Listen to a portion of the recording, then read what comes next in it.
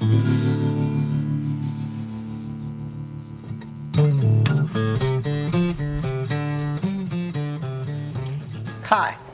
and welcome back to Golf Dude in the Basement. It's been a few weeks since I've put anything on tape. And the reason for that is pretty simple. I actually played in a tournament. And it was a 36-hole tournament. It was a scratch tournament. When I say scratch tournament, it was just open to people who just wanted to play in there and golf their ball, add up their score, and the lowest score won. That's the kind of tournaments I like to play in. There's no handicaps, there's no flights, there's none of that stuff. It's just tee your ball up and hit the ball. It's amazing how many times people come up to me and say, you know, you're setting up a match or something like that, and say, hey dude, what's your handicap? And what I want to say is this: I don't have a handicap, okay? I don't want to play to a handicap. I don't want to own a handicap. I don't even want to be handicapped. I don't want to park in a handicap zone. What I want to do is, if Freddie Couples shows up on that course, I want to say, hey Freddie, me and you, back tees, folded money. That's what I want to say. So the whole idea of handicap, it's sort of like the whole idea of welfare. You don't know, but you're out there playing golf and you're on food stamps and you're liking it. That's a very weird thought, but you might get the drift. The whole idea of golf goes back to those guys, the shepherds in Scotland. You know, they had that stick, and there's a rabbit hole over there. And they were saying, well, let me see if I can just get this ball or this rock into that rabbit hole. And as AJ would say, the shepherds said, ooh, something to do. And that's right, it's something to do. And we've lost fact of that whole thing. You got a ball and a peg, and you got this hole that's out there someplace. The only thing that you should be trying to do is to get that ball into that hole in the fewest amount of strokes possible. But that's not what we're trying to do. What we're trying to do is to segue to this whole episode. When I was speaking to AJ, right coast versus left coast, and we were doing a long distance relationship, he gave me a new term. And that term was, I know Mrs. Peel, I know, a little bit awkward there. That term was translation. And what he was talking about was the fact that he was trying to teach me long distance what to do with the club face. Club face.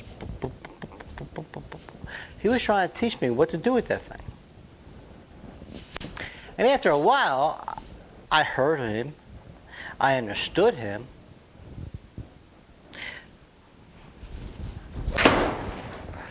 But when I took it out into the course, I couldn't do it. And I can remember one particular conversation where I told him, I said, hey, listen, dude, I take that club back here, and right up top here, I'm trying to do something, and I just kind of lose where the club's at. I don't know where the club's at, and because I don't know where the club's at, I can't do what I want to do, and yada, yada, yada, yada. And he said to me, he said, well, listen, dude, the reason for that is because you're in translation. Okay, there you go. I'm in translation. Whew, that was good. Now, what does translation mean? Translation means exactly what it says. Let's pretend that you're trying to learn a foreign language. And I have tried to do this. I mean, at St. Joe's Prep, I had Latin, I had Greek, I had German. I had 3 languages there. 2 of them were dead. The other one was so-so, but I had 3 languages, okay? When I was learning those languages, everything was about translation. Somebody would say, I love you. And you had to take the words, I love you, change it into Latin or to German, and then spell the German out. But you would always start with the English, you would go to the German, and then the German would come out. That's translation. And it's kind of awkward. I've never been to Germany. But I guarantee you, the way I learned German at St. Joe's Prep, and the way I got my C+ average, would not work in Germany. And actually, I've heard stories about people who know Spanish or Mexican. And if I'm being politically incorrect here, I apologize to whoever I offended. But the deal is, you go to high school, you go to college, and you have, let's say, 5, 6, 7, 8 years of Spanish, and you go to Mexico, and you start talking Spanish, and they don't know what the hell you're talking about. And not only do they not know what you're talking about, you can't understand a word they're saying. That's translation. Now, translation is also that delay of time where you're trying to figure out, when you're in the middle of something, how to do it. That's translation. And what A.J. was trying to tell me was that for the last 30 years, I'd been working on my golf swing. And everything that he was telling me, I was trying to translate to work into how I was trying to learn golf, which was my golf swing. So he would tell me something that was not related to a golf swing, and I would translate it into something that was related to a golf swing, and then at the end of the day, I couldn't hit the ball because I was cross-eyed. Boom. Couldn't do it. Everything was too difficult. There's a great book out there, a classic book, written by Ernest Jones, and the name of the book, I believe, is Swing the Clubhead. It's a weird book. It's a weird book because all Ernest says is swing the clubhead. And you can try to figure out, well, how to swing a clubhead, because you want to go into translation mode, but you can't go there because all Ernest says is swing the clubhead. So it's a weird book. It's almost like Ernest Jones telling you how to walk. And you say, okay, Ernest, how do I walk? And he will, well, we'll just walk. And you would say, well, no, that's not good enough, Ernest. I need to know what my calf muscle's doing. And he would say, well, just walk. Okay, walk. And then you would say, well, that's not good enough. That's translation. Well, anyway, A.J. was giving me all these thoughts about what the clubhead's doing and how I should be hitting the ball. Hitting the ball. And I was translating everything. And A.J. picked up on us on the phone. He said, listen, dude, you're translating everything. And then he defined what translation was, and we kept going back and forth. And that was about 10 years ago. 10 years ago. That's very important. You need to remember that. 10 years ago, A.J. taught me what translation was all about.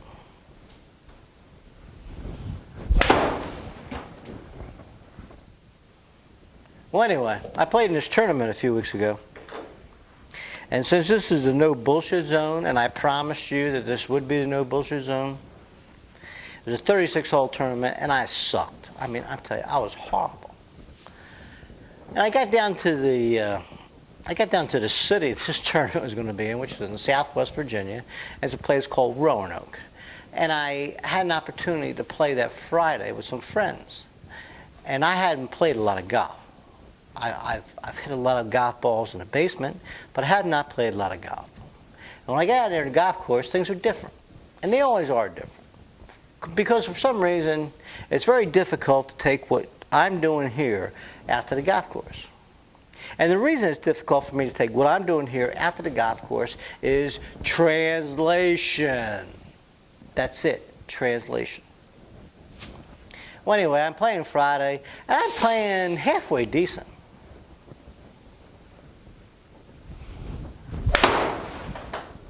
But the problem is, I'm not hitting the ball the way I want to hit the ball. And we'll get to that later, but how do you want to hit the ball? And when you play a round of golf, well, at the end of the day, when you get the round of golf and you're sitting there and you get the keg of beer here and you're drinking beer and you're throwing, how many shots did you hit that were the way you wanted to hit them? Now, I remember Hogan saying that in a round of golf, he only hit 2 good shots. 2. Ben Hogan, round of golf, only hit 2 good shots. I kind of believe that. I really, really do.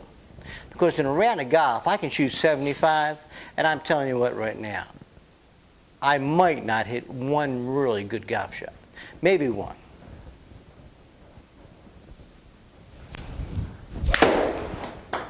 Whew!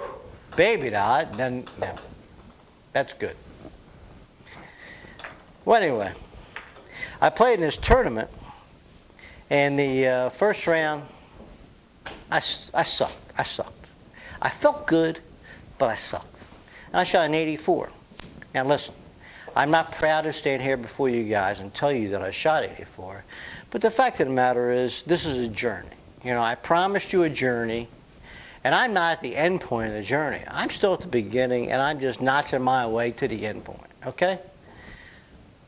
And that's what's going to make this whole experience good for both of us. Because it's a journey, I'm on it, and I shot an 84 in a fucking tournament.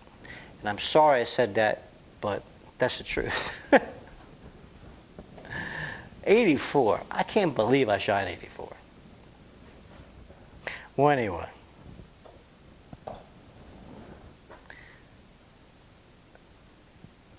There's a 36-hole tournament. So I have another chance, second day, to redeem myself. All I got to tell you is,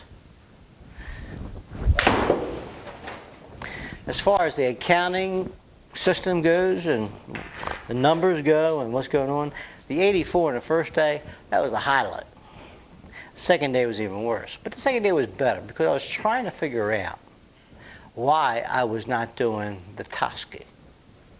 And okay, if you watch the earlier shows, you'll know that the Toski is just stand up to the ball, use the hands, use the eyes, and boom, and hit the ball. Whew, jeez, that's great. Did you see that? Did you see that? Did you see that? Whew. Well, anyway, I was trying to figure out why I couldn't do that.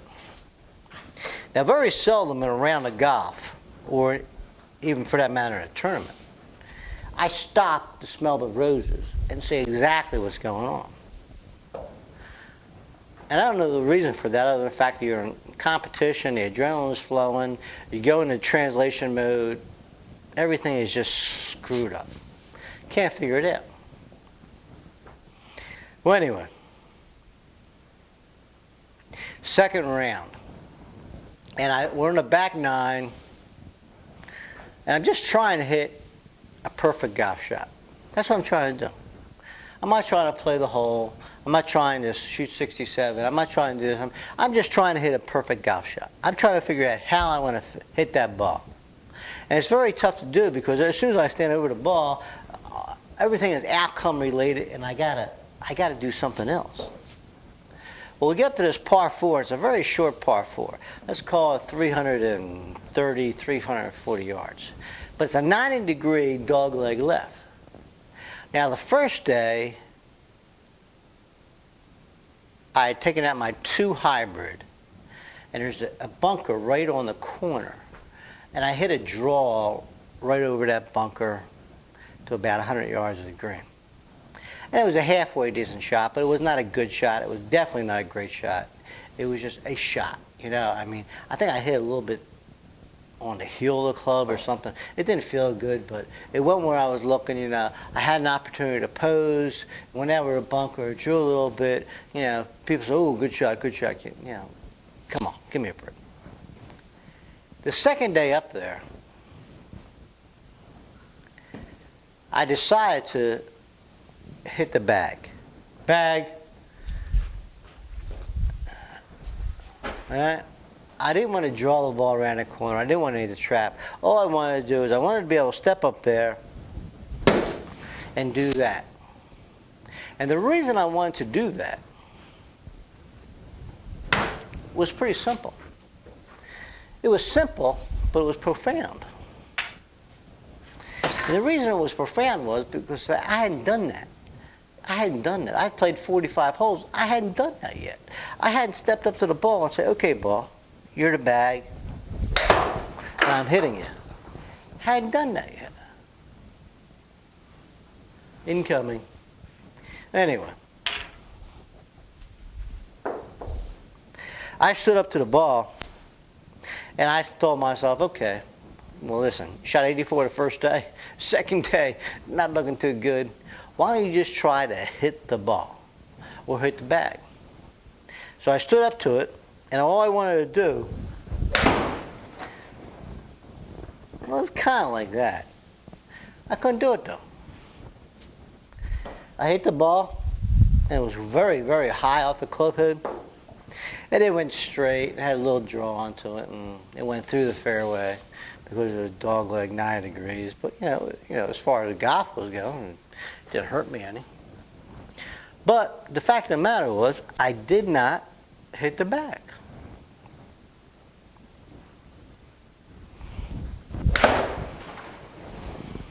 Couldn't do that. It's amazing. And the reason I couldn't do that is, and you need to know this, is because I was in translation. I was trying to figure out what to do, as opposed to just doing it. So the next hole was a par 5. It's about 525 yards. Another dog leg left, and quite honestly, there's another 90-degree dog leg left. They got some big maple trees up in the corner, and the maple trees are about 50, 60 feet tall. And the day before, I had taken my driver out, and I just nailed it over those maple trees into the middle of the fairway, and I had an opportunity to get to green 2. I say I nailed it. I didn't nail it because I never hit a golf ball the way I want to hit a golf ball. And we got to keep going back to that because that's the most important part. How do you want to hit that golf ball? Well, anyway, I actually parred the last hole, hitting that shitty tee ball, and I'm up there and I got my driver, and the guy in front of me, he played. He teed the ball up nice and high, and he took it out over the dog leg, and he's a friend of mine, and hit a good shot, over the dog leg into the fairway. That's cool. And I stood up there. I grabbed my driver, I stood up there. I did not want to hit that shot. And the reason I didn't want to hit that shot is I knew I could miss the shot and still hit the shot. That's not what I want to do. What I want to do is I want to hit a perfect golf shot. I want to see the shot, I want to know the shape of the shot, and I want to hit it. That's what I want to do. So instead of aiming out over the dog leg and over the maple trees, I aimed in the center of the fairway. And I said to myself, okay, I'm just going to hit the bag.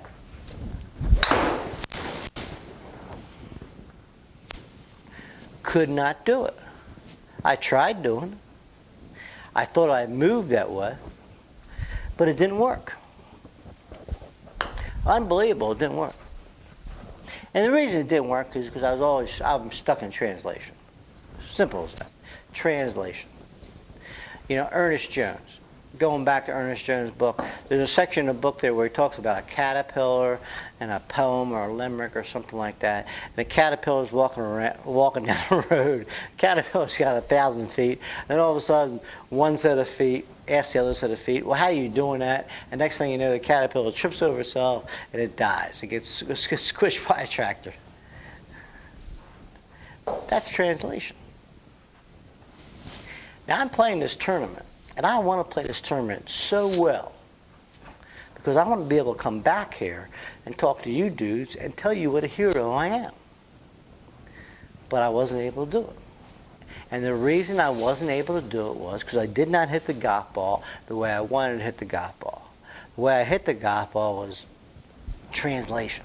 It was translation. It was black holes. It was twilight zones. It was wormholes. It was everything. It wasn't the way I wanted to hit the ball. Now, how do I want to hit the ball?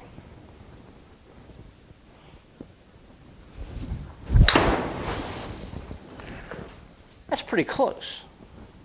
But I could not do that during that tournament.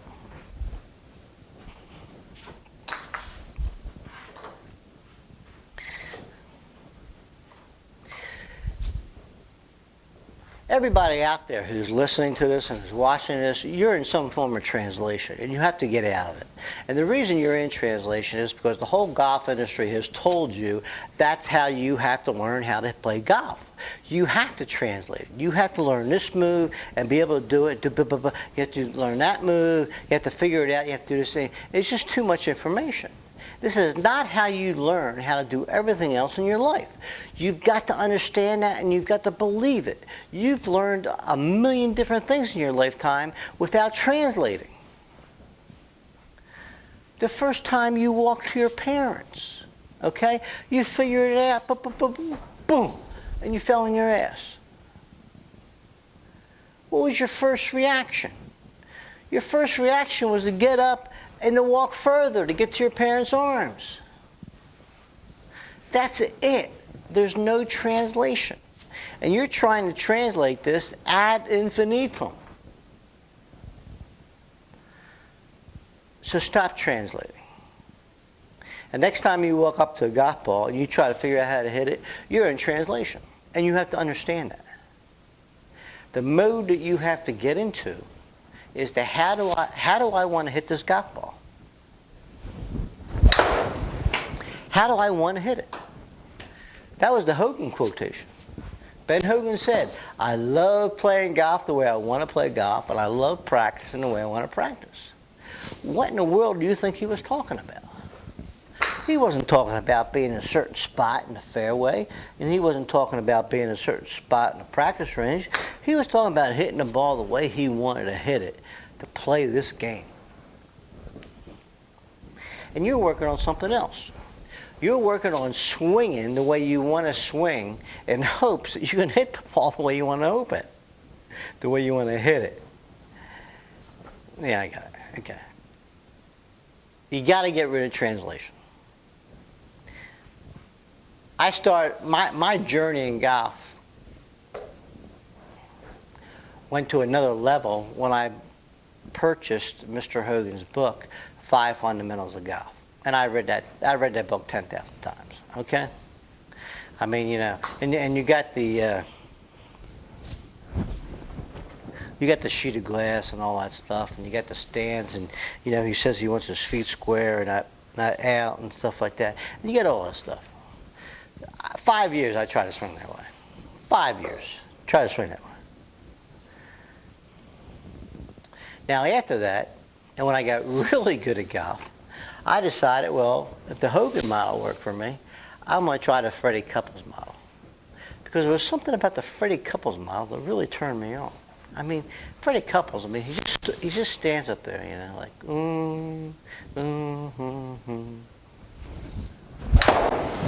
And he just kills the ball. I spent 7 years trying to hit the ball like Freddie Couples. No. I just made a mistake.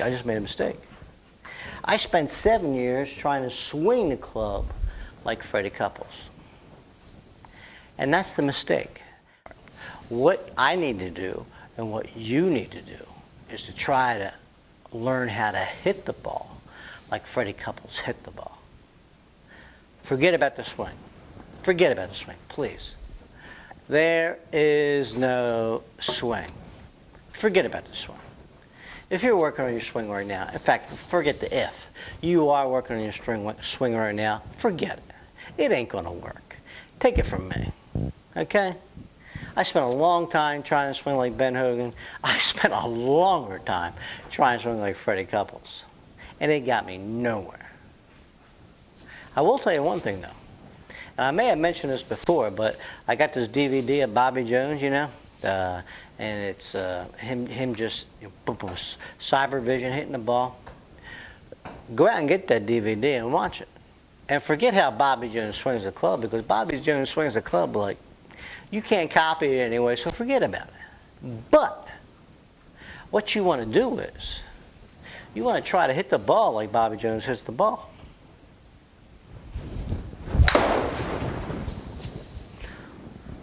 That's pretty good.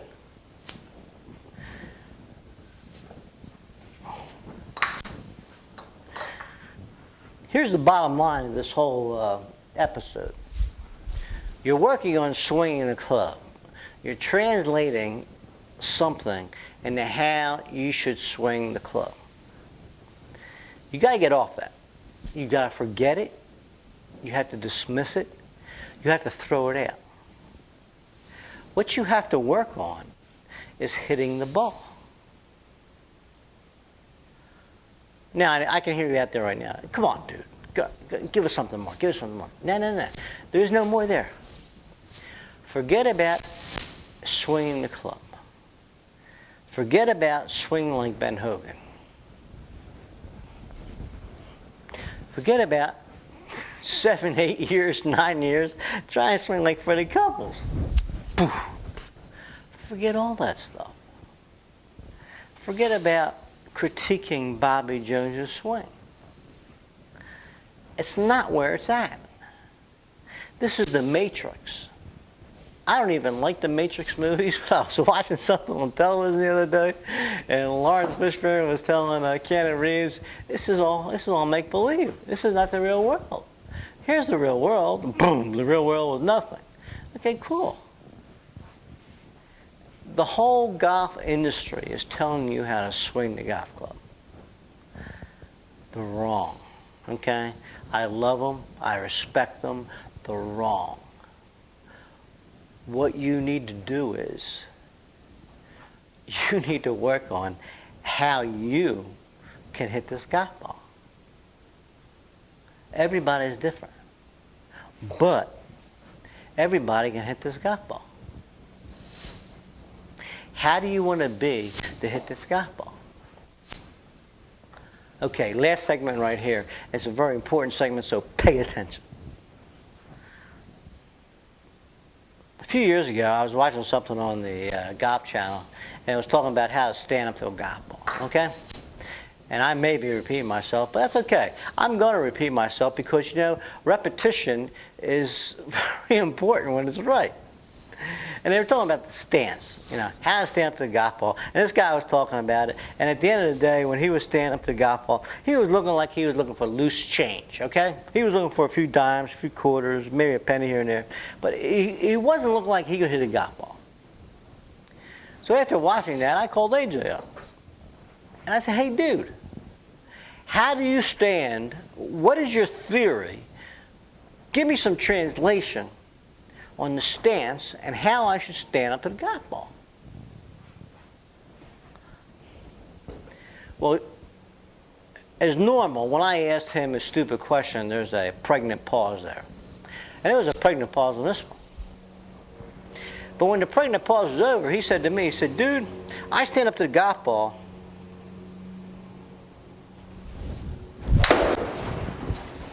so I can hit it. I stand up to the golf ball so I can hit it. What the hell does that mean? I stand up to the golf ball so I can hit it.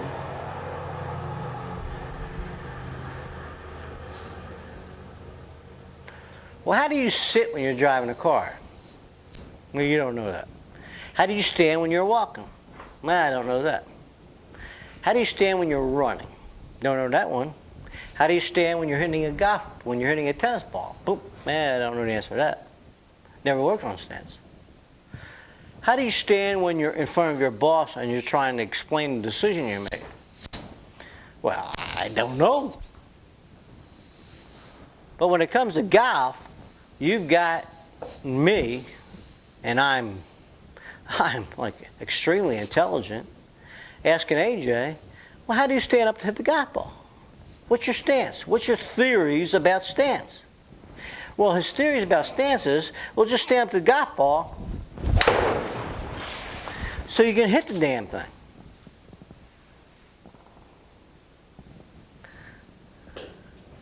It is that easy. You have to be willing to do it, though. And when I say willing to do it, you have to say, I want to hit that golf ball. Now, you're not going to stand like this, I guarantee you. You may stand like this, but you're not going to really be able to give it a good shot. You'll be able to hit the golf ball that way, and you'll be able to hit the golf ball this way and then pull it back in the fairway. You'll be able to do that. The hard part is, how do you want to stand to hit home run? Whew, baby, that's the question. How do you want to stand to hit a home run?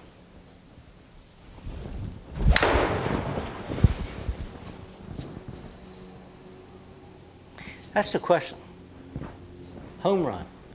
I got it up here someplace. Yeah, it's right here. Home run. How do you want to hit a home run? No more translation. Think about that. How do you want to hit a home run?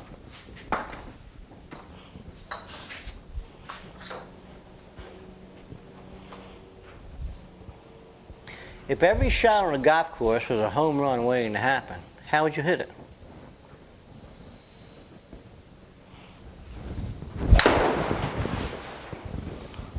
That's pretty close. I can't say it's 100. I'll give it a 90 though. How would you hit that home run?